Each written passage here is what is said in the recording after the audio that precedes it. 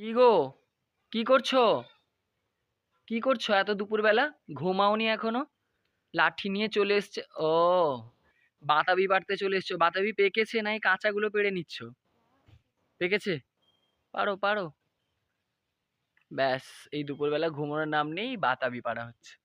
নাম নেই, এই বাতাবি মাখা করবে, এই বাতাবি পাড়া হয়ে গেল। এখন গিন্নি বসে গেছে বাতাবি ছাড়ানোর জন্য। চলো এটাকে ভালো করে ছাড়িয়ে নাও, ছুরি দিয়ে ছাড়াবে তাই তো? চলো। দেখে আমার একটা ছোটবেলার কথা মনে পড়ে গেল। সবাই যখন এই মানে বাতাবি মাখা করা হতো বা খেতাম বাড়িতে, তো এই খোসাগুলো নিয়ে চোখের কাছে চিপড়ে দিলে তার যে সিসটা চোখে লেগে চোখ জ্বালা করতো, তো এইগুলো নিয়ে মারপিট লেগে যেত ভাই বোনদের মধ্যে। তোমরাও এরকম করেছো ছোটবেলায়? জানিও তো। বাতাবি ছাড়ানো হয়ে গেছে, এবার আস্তে আস্তে করে শাঁসগুলো বের করে রেডি করা হবে। গিন্নি রেডি করছে বাতাবি মাখা।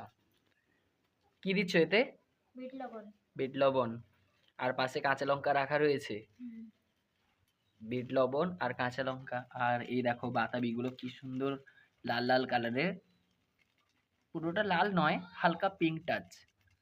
দেখতে খুব সুন্দর লাগছে। নুনের সাথে কাঁচা লঙ্কা ভালো করে মাখিয়ে নেওয়া হচ্ছে।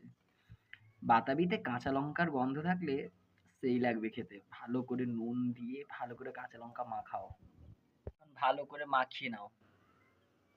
আহ, কি সুন্দর গন্ধ আসছে, জিভে জল চলে আসছে আমার। দারুণ লাগবে খেতে। তোমাকে তো দেখে মনে হচ্ছে এক্ষুনি মনে হচ্ছে নিয়ে খেয়ে নাও, এরকম একটা ব্যাপার।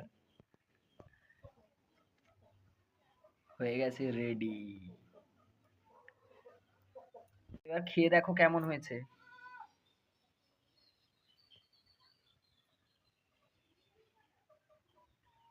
কেমন খেতে?